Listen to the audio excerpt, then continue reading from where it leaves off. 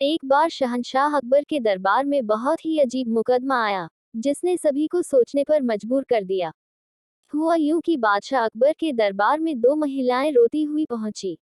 उनके साथ में लगभग 2 या 3 साल का सुंदर सा बच्चा भी था। दोनों महिलाएं लगातार रो रही थीं और साथ ही दावा कर रही थीं कि बच्चा उनका है। अब समस्या ये थी कि दोनों शहर के बाहर रहती थीं, जिस कारण उन्हें कोई नहीं जाता था। इसलिए यह बताना मुश्किल था कि उस नन्हे से बच्चे की असली माँ कौन है। अब अकबर बादशाह के सामने मुसीबत आ गई कि न्याय कैसे करें और बच्चा किसको दें। इस बारे में उन्होंने एक एक करके सभी दरबारियों की राय ली, लेकिन कोई भी इस गुत्थी को नहीं सुलझा सका और तभी बीरबल दरबार में पहुंच गए।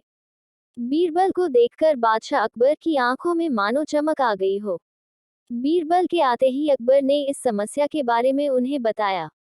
अकबर ने बीरबल से कहा कि अब तुम ही इस समस्या का समाधान करो। बीरबल कुछ सोचते रहे और फिर जल्लाद को बुलाने के लिए कहा। जल्लाद के आते ही बीरबल ने बच्चे को एक जगह बैठा दिया और कहा, एक काम करते हैं, इस बच्चे के 2 टुकड़े कर देते हैं।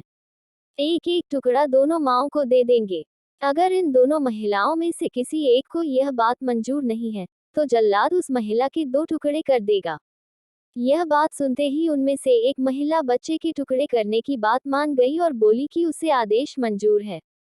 वह बच्चे के टुकड़े को लेकर चली जाएगी, लेकिन दूसरी महिला बिलक बिलक कर रोने लगी और बोलने लगी, मुझे बच्चा नहीं चाहिए।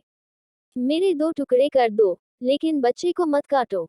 यह बच्चा दूसरी महिला को दे दा।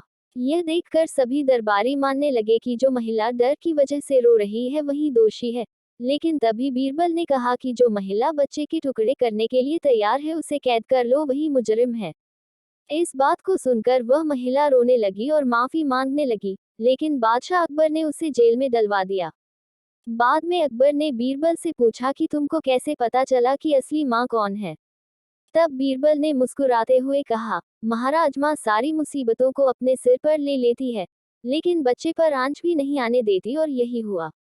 इससे पता चल गया कि असली माँ वह है जो खुद के टुकड़े करवाने के लिए तैयार है, लेकिन बच्चे के नहीं। बीरबल की बात सुनकर बादशाह अकबर एक बार फिर बीरबल की बुद्धि के कायल हो गए।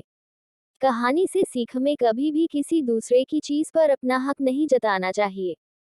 साथ ही हमेशा सच्चाई की ही जीत होती है और समझदारी से काम लेने पर हर समस्या का हल निकल आता है। यह वीडियो आपको पसंद आए तो लाइक कीजिए, चैनल को सब्सक्राइब कीजिए प्लीज।